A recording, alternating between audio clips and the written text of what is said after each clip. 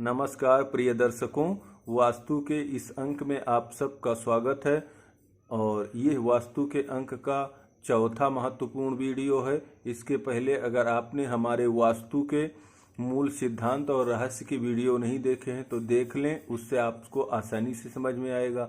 उसके बाद पहला जो वीडियो था द्वारों के विषय में था, दूसरा था 5 महाभूतों के विषय में और तीसरा था 9 ग्रहों के आधार पर घर का अध्ययन। और ये चौथा वीडियो है, जैसे हमने यहाँ पर लिखा है कि विश्वकर्मा प्रकाश के अनुसार 16 महावास्तु जोन की स्थिति व मकान पर उसके प्रभाव का अध्ययन किया जाता है। तो आज आप देख रहे हैं कि इस मकान के नक्शे में हमने 16 जोन में विभाजित किया है। अब इसमें आसानी से समझने के लिए, जैसे आप सब ने सुना होगा कि विश्वकर्मा प्रकाश के अंदर इन 16 जोनों को जो वर्णन किया गया है वो बिल्कुल सिंपल शास्त्रीय तरीके से किया गया है। आपने सुना होगा कि एक दही मथने का जोन होता था, चर्निंग जोन, जहाँ पर दही मथी जाती है। ये है ESC, इस जोन में दही मथा जाता था पुराने के जमाने के समय में। इसमें इतना ही वर्णन दिया हुआ है। इसी तरह से उन्होंने 16 जोनों का वर्णन किया है, लेकिन महावास्तु ने इसका और गहराई से विभाजित किया है और भी बहुत चीजें बताई हैं। जैसे अब जब हम महावास्तु के अंदर अध्ययन करते हैं तो एक एक जोन का प्रभाव है।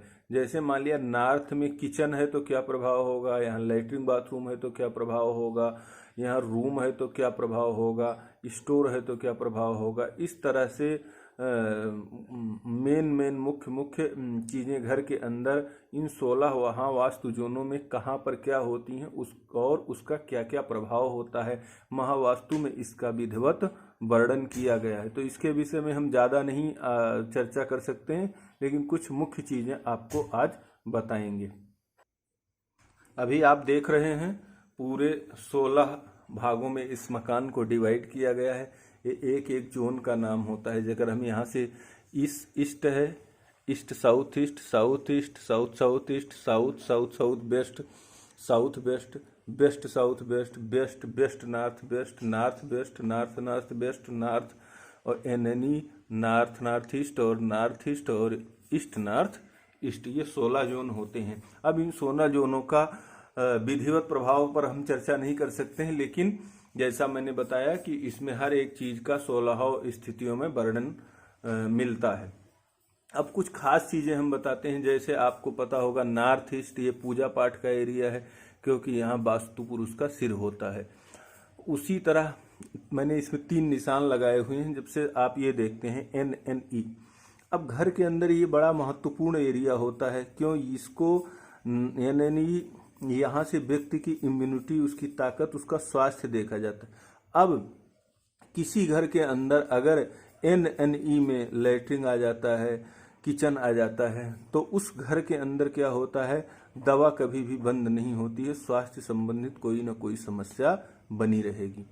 अभी ये पॉजिटिव जोन। उसी तरह आप यहाँ पर देखते हैं वेस्ट साउथ वेस्ट, ये मकान के अंदर शिक्षा से संबंधित जोन माना जाता है। अब इसी तरह अगर यहाँ पर कोई नकारात्मक चीज आ जाती है तो उस घर के अंदर शिक्षा से संबंधित बहुत व्यवधान होता है। बच्चे कोशिश करने के बावजूद भी नहीं पढ़ पाते हैं, क्योंकि शिक्षा का जोन जो सरस्वती का एरिया है ये पूरी तरह से डिस्टर्ब हो जाता है, तो शिक्षा में अनावश्यक व्यवधान आते हैं।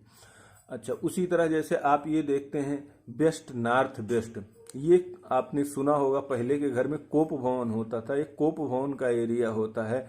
तो ये भी एक, इसलिए मैंने क्रॉस का निशान लगाया, ये नकारात्मक जोन होते हैं। अब किसी यहाँ थोड़ी देर बैठा जाता है जिससे उसका गुस्सा शांत हो जाए या उसके क्रोध शांत हो जाए।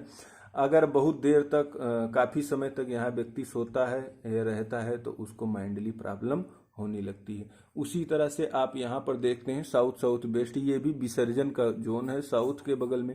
अब यहाँ लंबे समय तक एक व्यक्ति सोता है तो उसको समस्याएं हो जाती हैं, कुछ स्वास्थ्य संबंधी, माइंड संबंधी। उसी तरह आप ये देखते हैं ESC, जो अभी हम बता रहे थे कि दही मथने की जगह होती है पुराने जमाने में। तो दही क्या होता है, चर्निंग जोन होता है। अब यहाँ पर अगर व्यक्ति बैठ जाता है या सो जाता है तो उसका क्या हो जाता है, माइंड को वो प्राकृतिक शक्तियाँ ज़्यादा मथ देती हैं और वो व्यक्ति परेशान होने लगता है। तो इसलिए ये एक तरह से कुछ कामों के लिए सकारात्मक है, लेकिन कुछ कामों के लिए नकारात्मक है। इसी तरह तो हमने आपको 2 पॉजिटिव जोन बताए, 3 नॉर्थ ईस्ट और वेस्ट साउथ वेस्ट, और 3 नेगेटिव जोन बताए और उनका प्रभाव बताया।